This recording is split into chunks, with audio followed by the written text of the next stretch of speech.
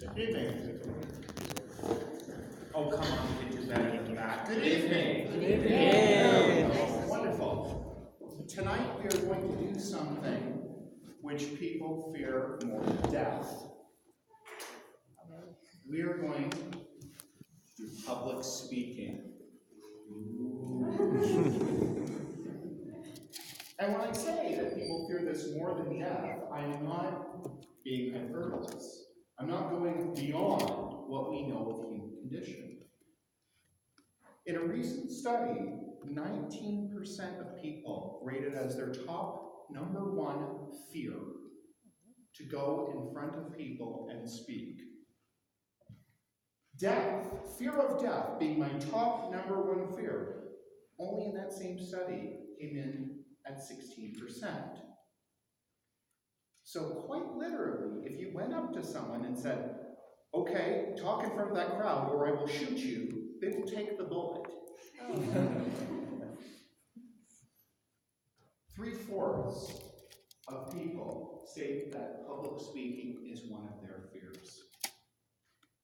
And why is this? Because it is not something we are naturally born with. We are not naturally born to come here and stand in the front of a room while everyone else is quiet and they're looking at you. This would be considered torture in some nations, wouldn't it now? If we went to Finland, they would be going, dear God, what are you doing? They would be looking at this and going, is this person under observation? Is he insane? He's standing at the front, everybody's going this way. This looks very weird in the arrangement of a room, perhaps. And yet we've been doing it since the time of the ancient Greeks, in this sort of arrangement, in this sort of panopticon, where all of you are observing me, judging me. And how do we feel in here? We come in on ourselves. And yet what is everybody expecting? For us to go out and just reach out and tell you about something. The job of these actions of the Toastmasters is to come together and have a place where we can learn to break out of this. That we can see this as not something which is fearful. Because what is fear? It's the unknown. I mean, what could happen up here to me? If I made the worst speech that you ever heard, what's the worst that could happen for me? Bad feedback. Not invited next time. Huh? Not invited next time. Not invited next time. Okay, well, if I did really bad, I probably don't want to come back. But we still will invite you. Maybe that was... But what I'm saying with this is, what harm can befall me? What is the worst that can happen? I'll be embarrassed. But you know what? I'm embarrassed about a lot of things. I'm embarrassed about a lot of things that I do. So, really, it's not that bad, right? And so coming up here is all about realizing it's not that bad. This is something that can be trained. Inside of your brain, inside of it, deep down in the reptilian mind, there's a location called the amygdala. And whenever sensory data that comes into your brain first passes through the amygdala. And the amygdala has one very important function, that is to keep you from being eaten by tigers in bushes. Because you go around and you see a bush waggling. You don't have time to think, is that a tiger? Chomp. You have to either fight, right? Tiger! Or tiger! And this is deep down inside of the reptilian brain that's inside of every single mammal. This protects you. The problem is, it's really overtrained because we come up here and my brain doesn't recognize that this isn't a tiger in a bush.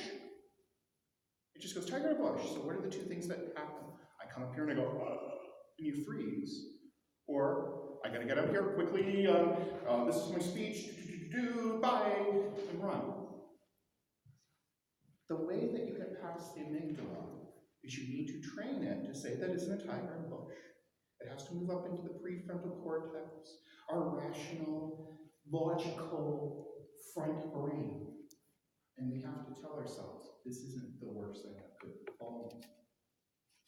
There isn't a tiger in the bush. So, tonight, we have 3 speeches from our guest speakers that are going to come up here. And we also have the table talks. So I invite all of you to come up here and try that out and realize that it's not that bad. And if we're goofy, if we're embarrassed, if we're silly, if everything explodes, we're all in this together. There are no tigers in any bushes within this room. I'm going to leave you with one final number that I will find. Public speaking, good public speaking, and poor public speaking is the difference between 10% in terms of your wages. This was another study that I was looking into. 10% of your wages are based off of that. Because what happens when you're a good public speaker or a poor public speaker? Where do we have to do these sorts of things? Come up with ideas on the fly, like you would in a table talk, or you would in a start. Well, look at interviews. How do you get the job that gets you the raise? You have to go in and make an interview. That's you giving a speech about yourself, followed by talking about yourself and doing various other talks with people. If you're fearful of that, what's going to happen in the interview? And the interview sees that.